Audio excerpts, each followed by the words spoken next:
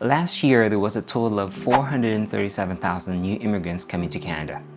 118,000 are coming from India, 31,000 are coming from China, and 20,000 of these are coming from the Philippines.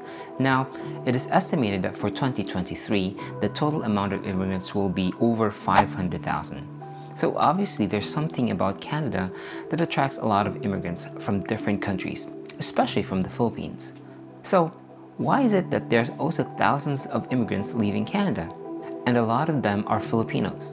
So I've been reading newspaper headlines and seeing a lot of videos lately about Filipinos going back home because things are just not going as planned. So I got curious and spent time researching on the real reason why new immigrants say goodbye to Canada. And in this video, I'm going to share that with you. And you'll be surprised to learn that the real reason actually affects us all.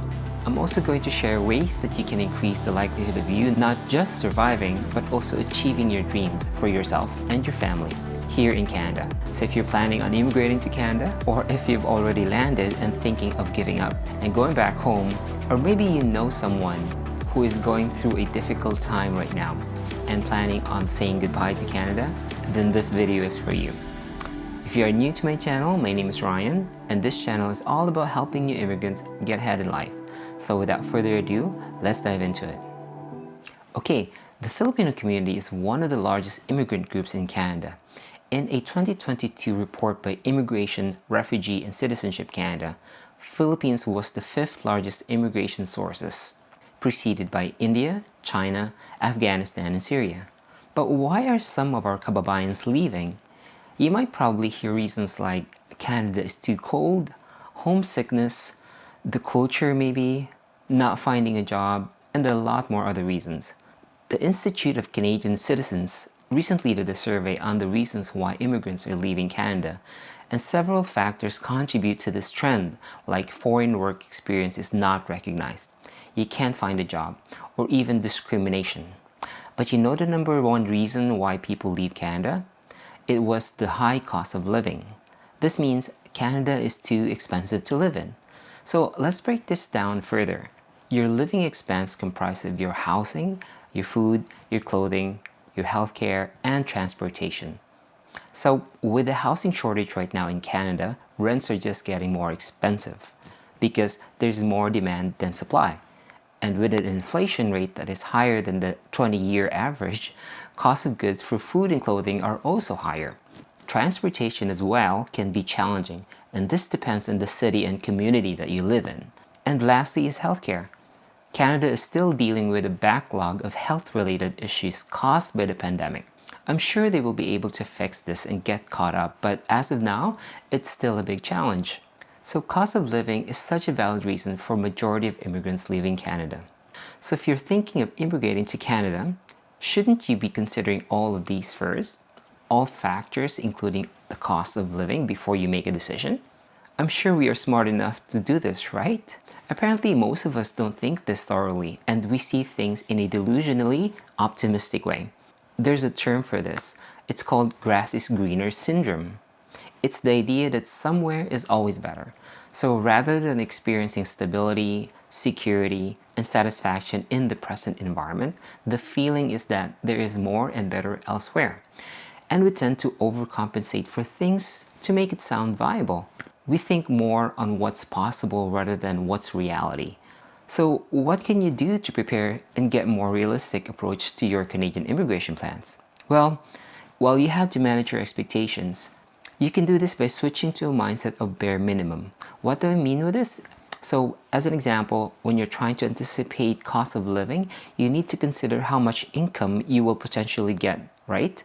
So rather than expecting an average to higher pay rate for the comparable position and experience you have, consider the minimum wage instead and budget around this. So don't get me wrong, I'm not trying to suggest that you aim for the lowest paying job. No, that's not the point. Far from it. Aim for the higher paying job, of course, but use minimum pay when budgeting. Another thing is housing. Don't plan to rent an entire house. Instead, aim for bare minimum space that you can live in, like a room or a basement suite, whatever would fit your needs at the time. The same goes for budgeting food and clothing and other expenses. Always budget for only what you can afford. You must think of your personal finances like it's a business P&L, right? Your revenue is all your income combined, and your profit is your revenue minus all your expenses. If you manage your expectation and only aim for bare minimum, this will give you a better chance managing your finances. And as you gain more experience in Canada, your income will also increase gradually. Then you can start to elevate your lifestyle then, but not before. Okay, so what if you have already landed in Canada and already struggling? So here's a few solutions I can recommend, and I hope that it helps out. By the way, leave me a comment if you're liking this video so far. It helps me come up with ideas on future topics to share. Alright, let's discuss solutions that can help you cope, adjust, and ultimately thrive in Canada. So first is financial planning. Create a budget and financial plan to manage expenses and save for the future. If you already have one, then review and really look at it closely and manage your expectation thinking bare minimum. There's a lot of app out there that can help you do this. If you're new to budgeting, my favorite is the Everyday Dollar budgeting app. So this is a free app that is very easy to use. I will share the link in the description as well. Second is mentorship and networking. You need to connect with established immigrant support organizations and fellow immigrants to build a strong network and gain valuable insights.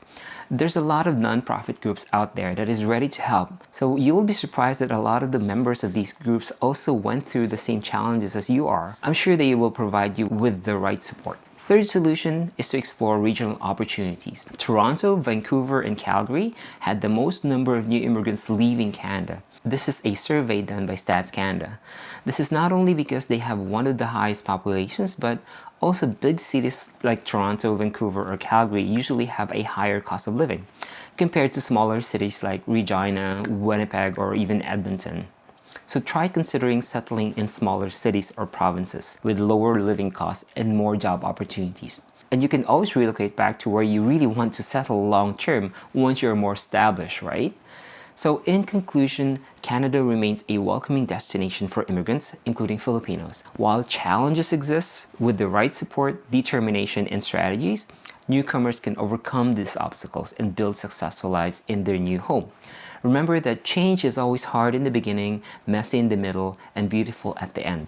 So I hope you like this video, and please do share this to all your friends who are thinking of moving to Canada or anyone struggling and thinking of going back home. So if you have any questions or experiences you'd like to share, please leave them in the comments below. Don't forget to like and subscribe for more insightful content like this. Thanks for watching, and I will see you guys in the next one.